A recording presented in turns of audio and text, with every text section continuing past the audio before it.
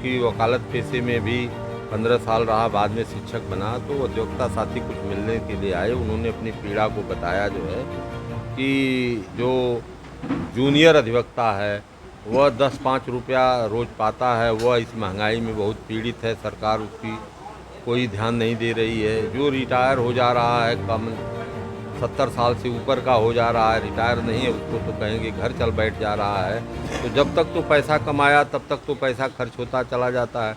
जब व्यक्ति रिटायर हो जाता है तो उसके पास कुछ बचता नहीं है, पेंशन अगर नहीं है तो उनको मैं चाहता हूं कि सरकारें उनको जो है पेंशन की व्यवस्था करें जो है, और वो बड़ी बीमारियों में उनको जो है दवा इलाज की व्यवस्था हो।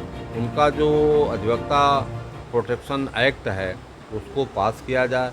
जो उनकी भविष्य निधि है 2 करोड़ 2 लाख केवल है, उसको 5 लाख करने की सरकार ने घोषणा किया था, लेकिन अभी तक उसको क्रियान्वयन नहीं किया, ताकि अधिवक्ता भी जो है सम्मान से जीवन अपना व्यतीत कर सके। ये बातें अधिवक्ताओं ने मुझसे कही, मैंने उनकी बातों को सुना और उस पीड़ा से मैं स्वयं अवगत भी हूँ। उपचुनाव बहुत पास में आ रहा है, जिसको लेकर के योगी आदित्यनाथ खुद मैदान में उतर आए हैं, तो इसके लिए क्या एक चैलेंज मान रहे हैं आप? देखिए, योगी आदित्यनाथ की सोच क्या है, वो बड़े नेता हैं, मुख्यमंत्री हैं प्रदेश के, मैं नहीं कह सकता।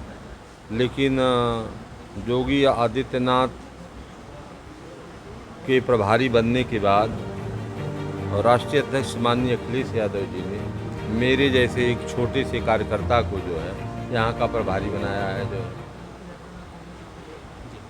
तो मैं तो ये मानता हूँ कि प्रभारी हम हों चाहे माननीय योगी जी हों, हम वोट नहीं दे सकते। हम लोग तो केवल जनता की जो भावनाएं हैं उन्हीं को जीतने का प्रयास करते हैं। जनता को वोट देना है, जनता को जिताना है, जनता को हराना है। जनता के सवालों को लेकर के जो संघर्ष करेगा, जनता उसके साथ रहेगी।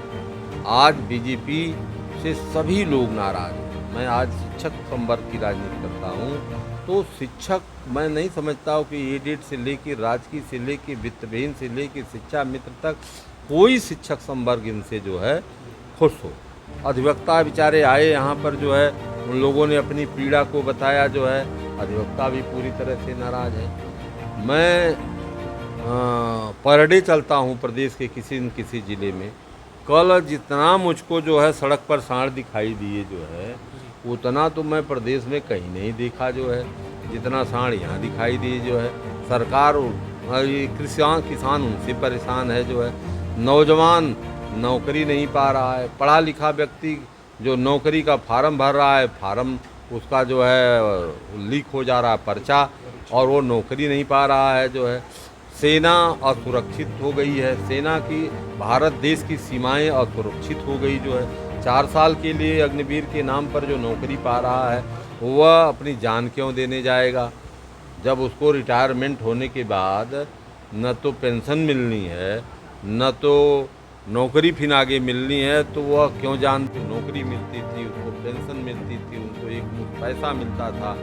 तो ये भारतीय जनता पार्टी ने अगर सबसे खराब काम किया, अगर इस देश की सीमाओं को असुरक्षित कर दिया, यह इससे बड़ा और खेद का कोई विषय नहीं हो सकता जो है। और ये उसी तर्ज पर कि जितनी सरकारी नौकरियां हैं उनको प्राइवेट सेक्टर में करना चाहते हैं। शिक्षा को ये जो है पूंजीपतियों के हाथ में दे दिए। अब तो वित्तविहीन विद्यालय जो लोग खोलते थे उसमें कुछ लोग रोजी रोटी पाते थे, उसकी भी फीस जो 38,000 रुपया थी उसको बढ़ा करके 11 लाख के करीब कर दिया। उसमें ज़मीन जो 17 विषय थी उसको बढ़ा करके 52 विषय कर दिया। उसकी मान्यता अस्थाई हुआ करती थी, उसको अस्थाई टेम्पररी कर दिया। तो मैं देख रहा हूँ कि समाज का कोई संवर्ग जब इनसे खुश नहीं है तो ये चुनाव किसकी बदौलत जीतेंगे।